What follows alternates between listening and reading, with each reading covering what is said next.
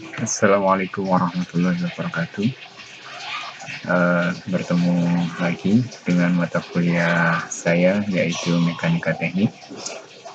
Kali ini kita akan membahas suatu yang dasar yang harus benar-benar kita semua pahami dalam proses perancangan suatu konstruksi ataupun structure berikutnya begitu, yaitu tentang konsep atau teori batang, atau yang lebih familiar dengan istilah beam teori.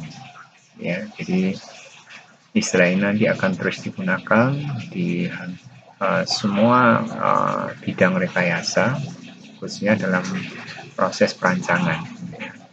Jadi karena nanti pada umumnya kita akan menjumpai asumsi perancangan struktur konstruksi itu selalu menggunakan konsep beam teori ini, baik di bidang civil engineering, mechanical engineering, bahkan di bidang piping engineering itu pun beberapa software aplikasi seperti Cesar itu pun menggunakan konsep beam teori, gitu ya. Baik, referensi yang saya gunakan pada pembahasan materi ini berbeda dengan materi-materi sebelumnya. Nah, kali ini saya menggunakan buku karangan pokok yaitu Engineering Mechanics of Solid terbitan Prentice Hall gitu. Kemudian juga beberapa soal latihan saya ambil dari buku SCOM Outline Theory and Problem of Engineering Mechanics Static and Dynamic terbitan McGraw-Hill karangan Nelson. Baik, yang akan kita pelajari pada pembahasan kali ini itu ada 4, yaitu apa sih sebetulnya nanti yang dimaksud dengan beam, begitu ya. Jadi prinsip daripada beam teori begitu. Kemudian akan saya jelaskan kepada Anda tentang jenis-jenis beban atau load. Kemudian ada jenis-jenis tumpuan, support, gitu. Dan bagaimana kita menentukan besarnya reaksi pada tumpuan. Ya. Oke. Baik, jadi ada 4 materi. Nah, materi yang pertama tentang apa itu sebetulnya beam gitu. Jadi beberapa hal ini harus Anda pahami gitu ya, supaya mengerti bahwa sebetulnya yang dimaksud dengan beam itu apa. Yang pertama adalah bahwa beam itu merupakan bagian struktur yang mempunyai panjang lebih besar dari dimensi penampangnya. Ya, apapun dah itu. Ya, ketika Anda nanti menjumpai suatu struktur atau bagian struktur yang dimana dimensi panjangnya itu lebih besar dari penampangnya, ya. Ya, seperti misalkan apa? Lonjoran pipa, ya pasti dimensi panjangnya lebih besar daripada dimensi penampangnya. Kemudian ada lonjoran profil, gitu ya. Ada lonjoran kayu, itu contoh-contoh. Nah, itu kan kebetulan 3 hal yang saya sebutkan sebagai contoh itu kan nanti banyak digunakan dalam proses perancangan, gitu kan ya. Kita akan memilih pipa, kita akan memilih profil dan sebagainya. Ataupun kalau kita membuat konstruksi dari kayu, maka kita juga akan memilih dari dimensi kayu. Itu yang pertama. Yang kedua, di bagian struktur tadi yang punya panjang besar dari dimensi penampangnya itu menerima beban yang beban tersebut arahnya tegak lurus terhadap sumbu memanjang.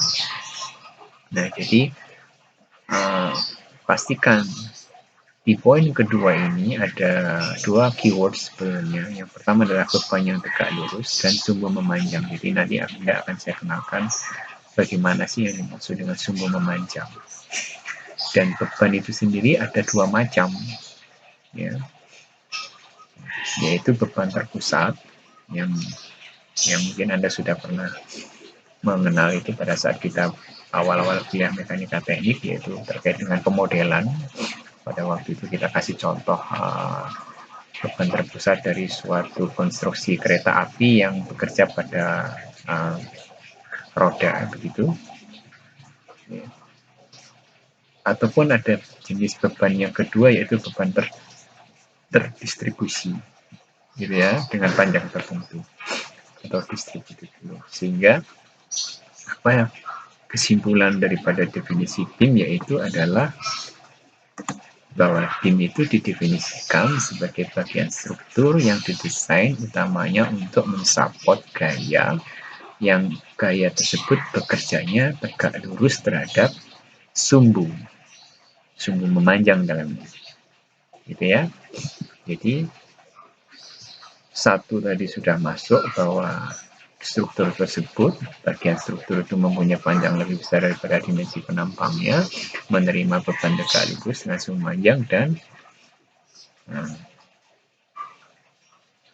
digabung, ya. Jadi a beam is defined as a structural member designed primarily to support force acting perpendicular to the axis of the member. Jadi itu ya, itu konsep beam. Jadi Anda harus paham itu.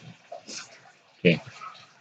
Berikutnya adalah, nah, karena tadi kita bicara tentang sumbu memanjang, kita bicara tentang arah tegak lurus, artinya arah beban terhadap sumbunya, maka sebetulnya secara umum ada 3 macam jenis beban kalau dilihat dari arahnya terhadap sumbu memanjang.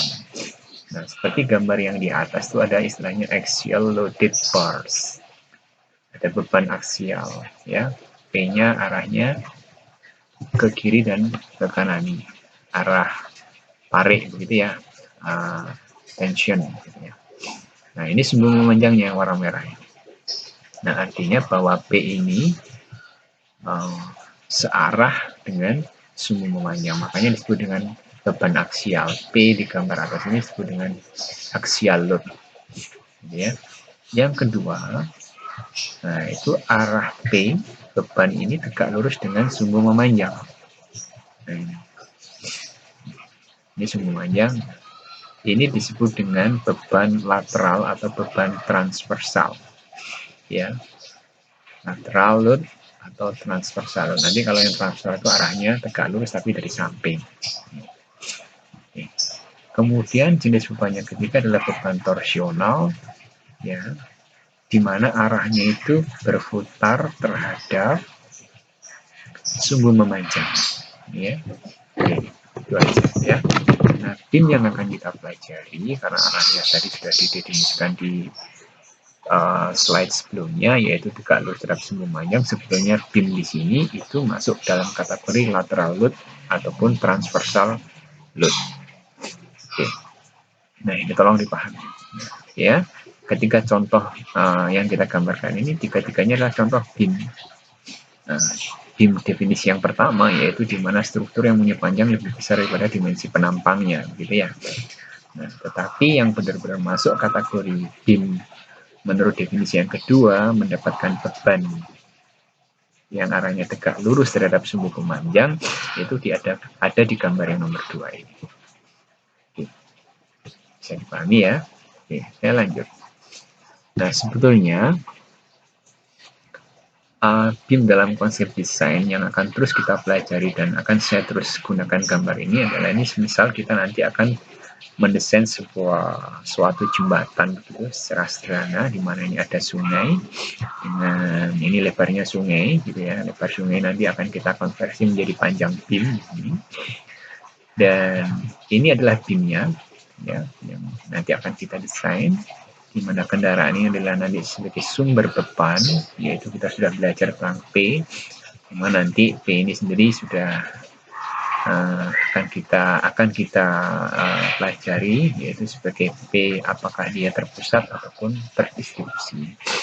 Kemudian di sini ada support yang diarsir ini, ya, atau dalam bahasa real adalah nanti fondasi, ya. Ya, jadi sebenarnya kita belajar BIM teori itu seperti ini, ya. Oke, itu ya, pahamnya. Ini contoh sederhana bahwa nanti misalkan kita akan bikin jembatan.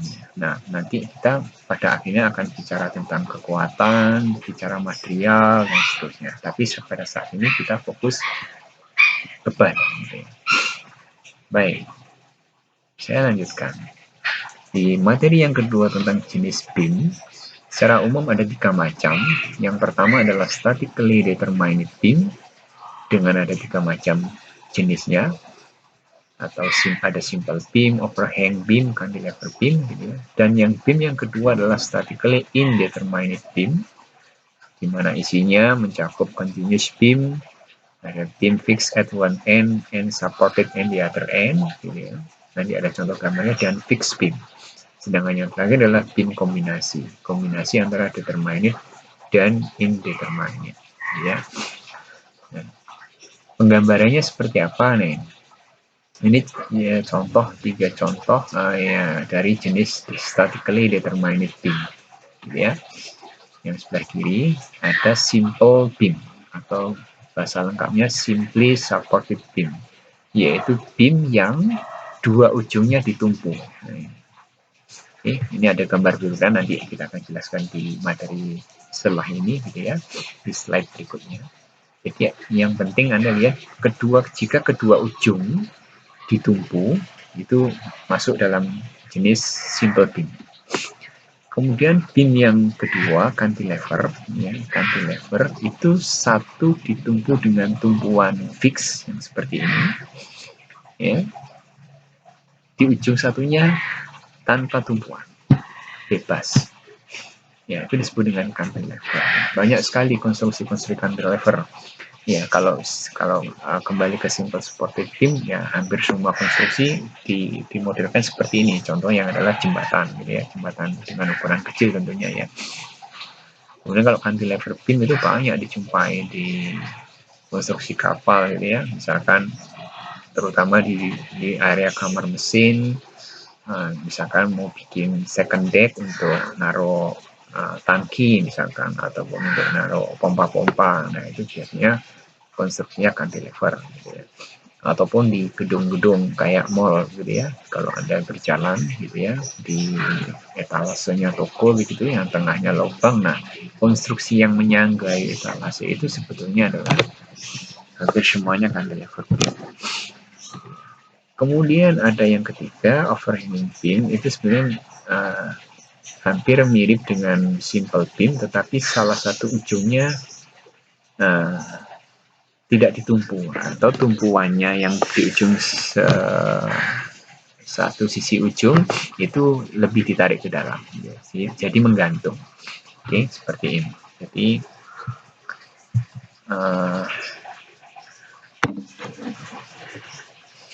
Jadi di tumpuan satunya itu, nah ini lebih masuk ke dalam, tidak di ujung lagi. Itu adalah statically determinate beam. Sedangkan statically indeterminate beam, contohnya ada continuous beam. Nah, ini biasanya untuk jembatan-jembatan pada sungai-sungai yang besar gitu ya. Jadi seperti yang kalau di daerah kita itu ada di Tuban yang beberapa waktu yang lalu roboh gitu ya. Ya itu ada. Jadi Anda bisa lihat nanti di tengah-tengah sungai itu ada fondasi lagi. Nah, itu kalau digambarkan itu dari jenis continuous beam. Kemudian ada beam yang kedua, yaitu dari jenis statically indeterminate, adalah beam fixed at one end. Ini seperti ini. Salah satu ujungnya fix, ujung yang lain simply supported. Nah, ini simply supportednya. Dan benar-benar fixed beam. Nah, fixed beam itu kedua ujung ditumpu oleh tumpuan fix. Kiri kanan fix. Oke. Apa yang membedakan nanti antara beam yang statically indeterminate dan yang determinate di kelompok yang pertama adalah dalam penyelesaiannya, untuk statically indeterminate beam itu tidak dapat menggunakan persamaan keseimbangan yang sudah kita kenal. Gitu ya. Tetapi untuk yang statically determinate beam nanti penyelesaiannya justru menggunakan persamaan keseimbangan. Gitu ya. Oke, saya akan lanjutkan. Nah, ini dari buku Popov sendiri, gitu ya. Kalau kita ambil, ya jenisnya tetap ada 6 tadi, baik dari sisi statically determinate ataupun indeterminate, ya. Oke, kalau ini sudah ada digambarkan, misalkan menurut Popov simply supported beam atau simple beam ini kita diberi dua contoh, ada yang dengan beban terpusat dan ada yang beban merata atau terdistribusi, gitu ya. Nanti akan kita bahas selanjutnya. Kemudian ini yang fixed beam, or fixed ended beam gitu ya. Kemudian ada restraint beam, jadi yang tadi yang menurut buku sebelumnya yang disebut dengan beam fixed at one end simply supported at the other end, itu kalau menurut Popov disebut dengan restraint beam.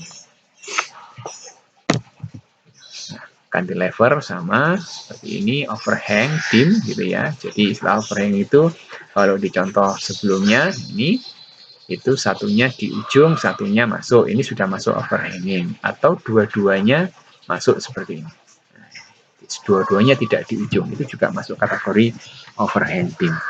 Nah, yang keenam adalah continuous beam. Oke, jadi yang paling gampang dilihat di sini adalah kesimpulan terkait tentang continuous beam ya. Kalau Anda perhatikan baik di contoh gambar yang pertama ini ya, ataupun gambar yang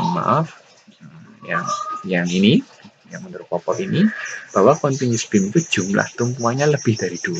Jadi jika ada struktur atau konstruksi yang tumpuannya lebih dari 2, itu pasti masuk jenis continuous beam. Oke.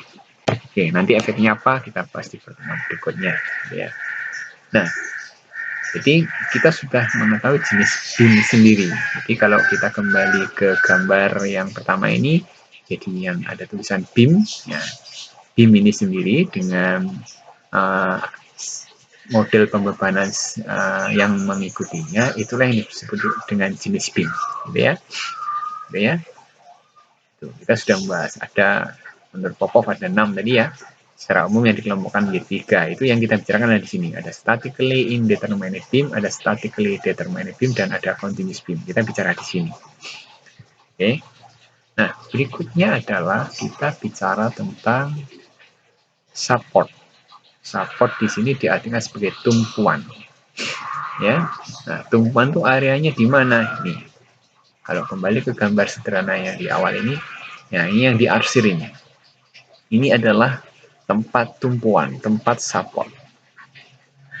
Nah, di support itu muncul apa? Di support itu muncul reaksi-reaksi, gitu ya. Nah, reaksi itu nanti bisa berupa gaya seperti ini, ada gaya arah horizontal, gaya vertikal, ya. Dan juga bisa muncul reaksi berupa momen, gitu ya. Oke. Paham? Berarti support di mana? Support ini, yang diarsir ini. Dan pada support terjadi apa? Terjadi atau muncul yang namanya reaksi. Bisa berupa reaksi gaya, bisa juga berupa reaksi momen. Oke. Baik, kembali ke sini. Nah, jenis supportnya sendiri itu ada 3 macam. Yang pertama, support atau berikutnya saya sebut dengan tumpuan roll, tumpuan pin, dan tumpuan fix. Kalau digambarkan seperti ini. Biasanya roll itu digambarkan dengan lingkaran. Atau kadang ada segitiga tapi di bawahnya diberi lingkaran, gitu ya. Nah, ini disebut dengan tumpuan roll. Kemudian yang gambar berikutnya yang segitiga ini disebut dengan tumpuan pin, dan yang gambarnya seperti ini ada di samping arsirannya ini disebut dengan tumpuan fix, gitu ya. Nah, masing-masing tumpuan tersebut mempunyai ciri khas. Yang pertama, bahwa tumpuan roll itu disebut 1 degree of freedom, 1 derajat kebebasan. Pin itu 2 degree of freedom atau 2 derajat kebebasan, dan fix adalah 3 degree of freedom atau 3 derajat kebebasan. Apa yang dimaksud dengan derajat kebebasan? Yaitu sesuatu yang menggambarkan arah pergerakan sistem. Artinya apa? Ini contohnya. Yang dimaksud dengan 1 D off itu digambarkan oleh adanya satu reaksi gaya arah vertikal. Namanya disebut RY. R itu reaction. Reaksi. Reaksi berupa gaya dalam arah Y atau arah vertikal. Gitu ya. Oke. Ini namanya reaksi yang terjadi pada tumpuan jenis roll. Nah, kenapa disebut, apa maksud daripada reaksi arah vertikal ini? Artinya adalah sebetulnya dengan struktur jika menggunakan model tumpuan roll ini, maka arah vertikal itu dibatasi. Ya, ya tidak diizinkan untuk bergerak dalam arah vertikal karena kesetimbangannya diperoleh pada arah vertikal, gitu ya. Sehingga dia masih diizinkan sebetulnya ada pergerakan horizontal ke kiri atau ke kanan, ya. Nah, itu yang pertama. Yang kedua, tumpuan pin itu disebut 2 derajat kebebasan karena di sini pada tumpuan pin ini terjadi atau muncul yang namanya dua reaksi yang berupa gaya. Dua reaksi gaya arah vertikal dan arah horizontal, RY dan RX. Artinya bahwa jika suatu struktur atau konstruksi dimodelkan dengan tumpuan pin ini, maka sebetulnya dia dibatasi betul arah pergerakan vertikal dan horizontalnya. Gitu ya. Seperti itu. Ya. Tapi masih diizinkan arah reaksi momen. Gitu ya. Momen reaksi. Nah, yang ketiga, jenis fig ini ketika semua arah itu dibatasi. Dia dibatasi pergerakan arah horizontal, artinya horizontal pun dalam kondisi setimbang, arah vertikal juga dibatasi, nantinya pun arah vertikal juga dipastikan setimbang, demikian juga dengan reaksi yang ketiga, momen. Ya, jadi itu yang dimaksud dengan degree of freedom. Jadi jelas dari sini bahwa Anda tidak boleh salah nanti memodelkan ya reaksi ini, karena ini harus Anda gambarkan. Ya, jangan sampai misalkan Anda menggunakan kasus atau mendapatkan kasus reaksinya tumpuannya berupa pin, tetapi Anda gambarkan cuma 1 derajat kebebasan. Itu jadi salah. Ya. Jadi di support ini tumpuan ini akan muncul reaksi-reaksi di mana reaksi itu bisa berupa gaya R ataupun momen M. Ya. Gaya sendiri pun bisa arah horizontal dan arah vertikal. Tuh. Oke, berikutnya setelah kita bisa menentukan itu, maka kita harus masuk dalam kondisi kesetimbangan benda tegar, yaitu bahwa sigma Fx, sigma Fy, dan sigma momennya harus sama dengan 0. Nah, inilah yang dimaksud dengan konsep penyelesaian daripada beam jenis statically determined beam. Itu kita cukup menggunakan 3 persamaan kesetimbangan itu. Ya. Baik. Nah, bagaimana mencari besarnya reaksi tersebut, yang gambar-gambar yang warna merah ini, karena kita harus cari besarnya. Nah, itu ya, kita gunakan saja 3 persamaan kesetimbangan itu. Ya. Oke, ambil contoh ini. Ya, kita diminta menentukan reaksi pada batang yang ditumpu secara sederhana. Ini artinya apa berarti? Simple supported beam. Ditumpu secara sederhana, simple beam. Kedua ujung di titik A dan titik B itu terdapat tumpuan. Oke, dengan beban-beban eksternal seperti ini. Ada 2 beban terpusat, ini 100 Newton pada posisi 0,2 meter dari titik A, dan ada beban 160 Newton 0,1 meter dari titik B. Dan ada beban eksternal berupa momen. Ada momen eksternal pada titik C yang besarnya 200 Newton meter. Nah, kita diminta menentukan besarnya reaksi yang terjadi pada titik A dan titik B. Ya, baik. Langkah pertama pasti kita bikin free body diagram. Nah, Anda harus masih ingat apa yang dimaksud dengan free body diagram, yaitu suatu diagram yang menggambarkan, yang harus kita gambarkan semua komponen-komponen gaya atau momen, baik yang sudah diketahui atau yang belum. Oke, di sini seperti yang konsisten yang saya lakukan, bahwa yang sudah diketahui itu warnanya biru, arahnya sudah pasti sesuai dengan kasus, dan yang belum diketahui ini adalah yang saya tulis warna merah, arahnya terserah kita. Ya, namanya asumsi. Gitu ya. Yang jelas yang harus Anda pastikan, kenapa di titik A itu ada 2 reaksi dan di titik B ada 1 reaksi, Anda harus pastikan dengan benar jenis supportnya atau jenis tumpuannya. Di titik A adalah tumpuannya tumpuan pin, dan titik B adalah tumpuan roll. Jadi ya, tumpuan pin 2 derajat kebebasan dan tumpuan roll adalah 1 derajat kebebasan.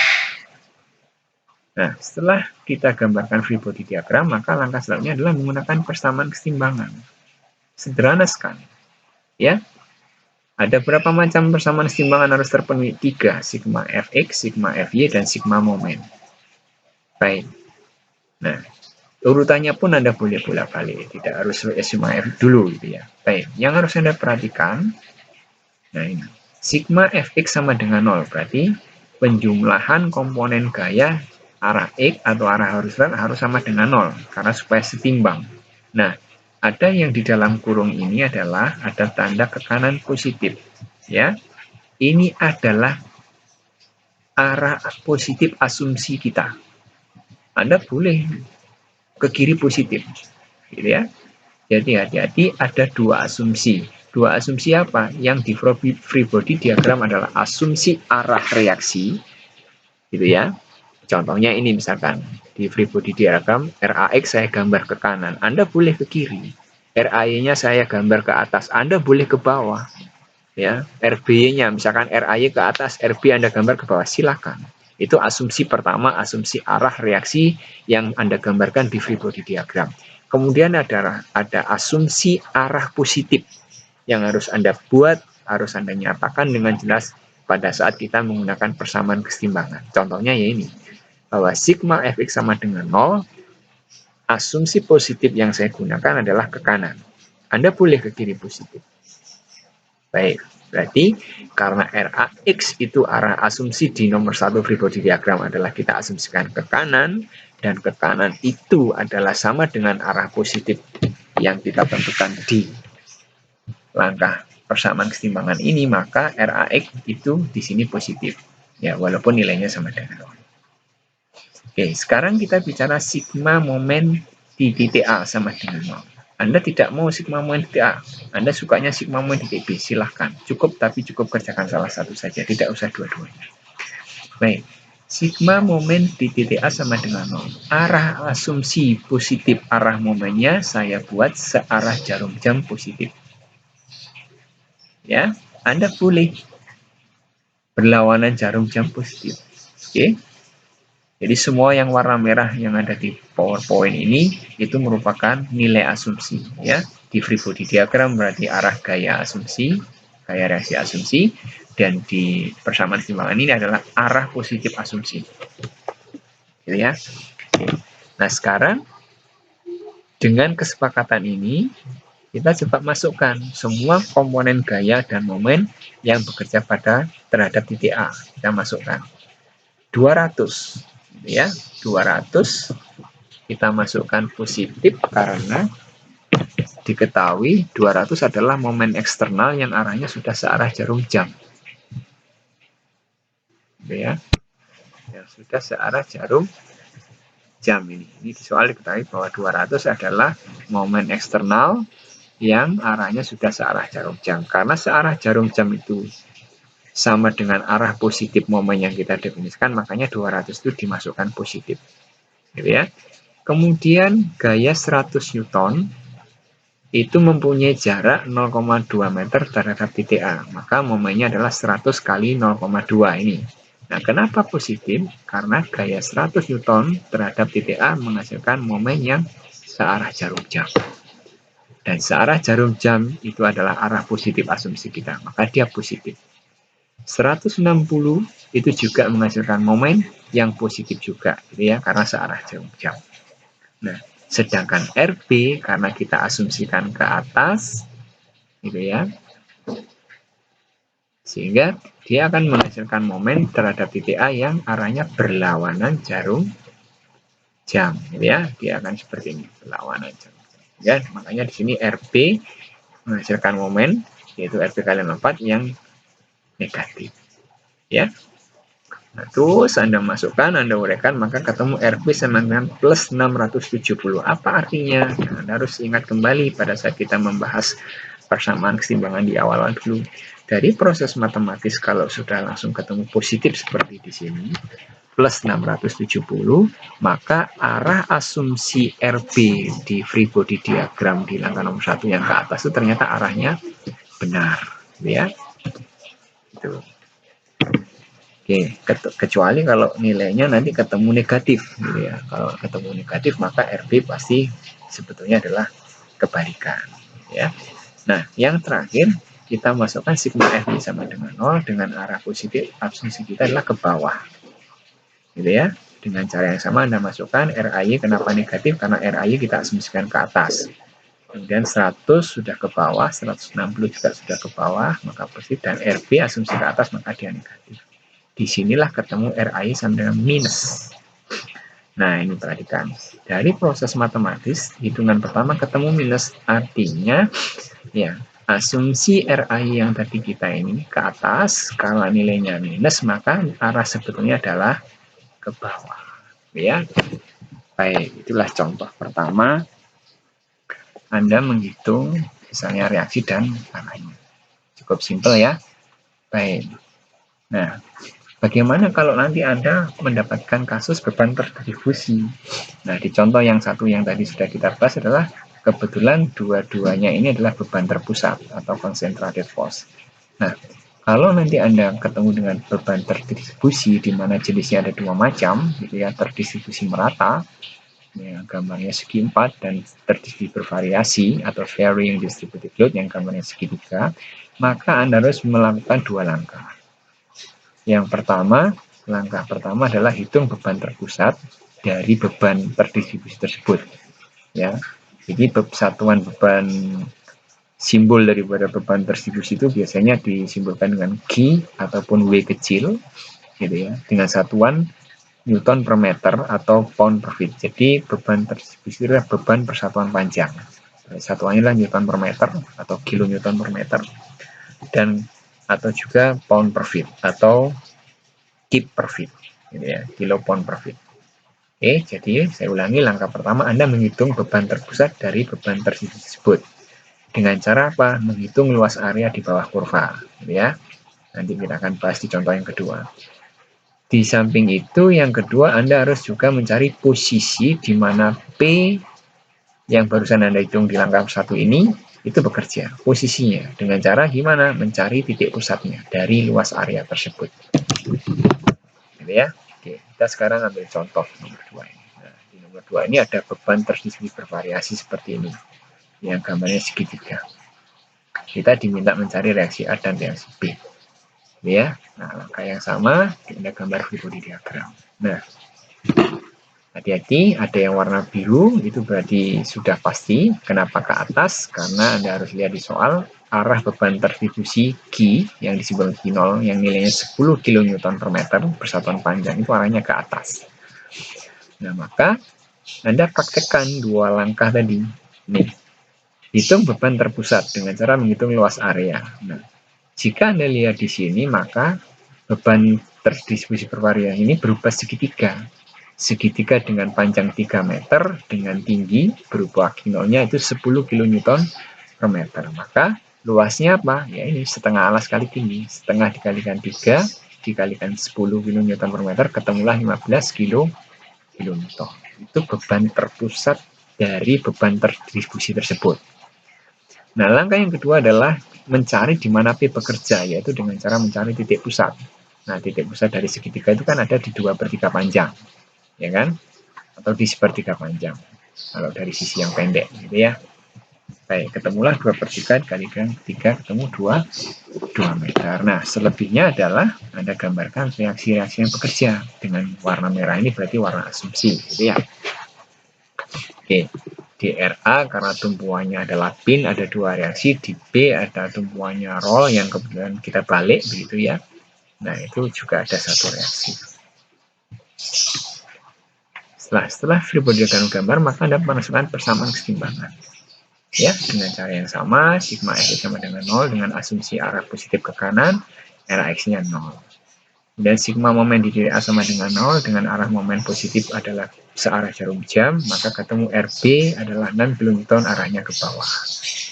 Yang terakhir, sigma RY sama dengan 0 dengan arah positif ke bawah, ketemulah RAY 9 kN ke bawah.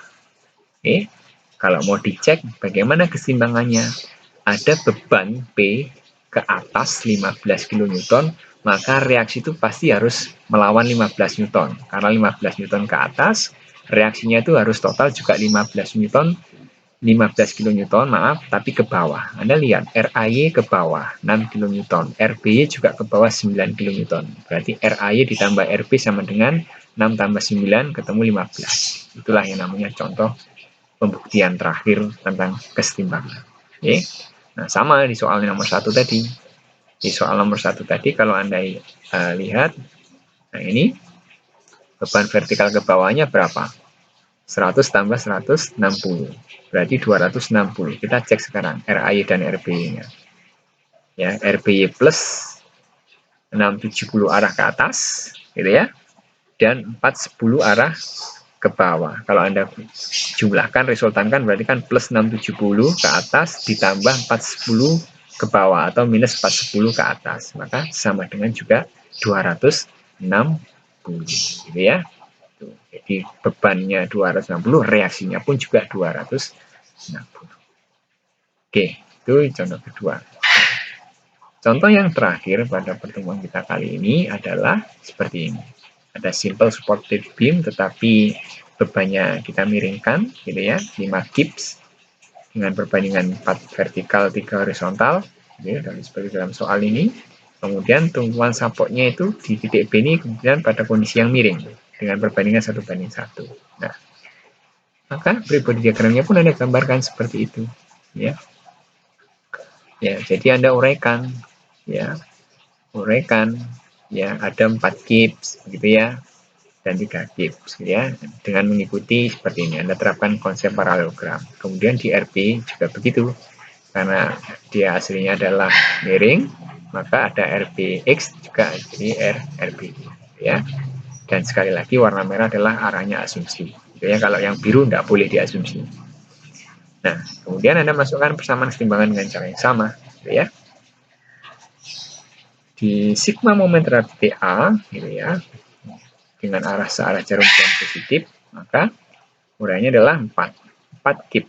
4 kip ini akan menghasilkan momen searah jarum jam terhadap titik A, gitu ya. Makanya positif 4 kali 3 ditambah ini, ya, dari 3 gaya yang ada di sebelah di titik B ini, maka yang menghasilkan momen adalah RBY.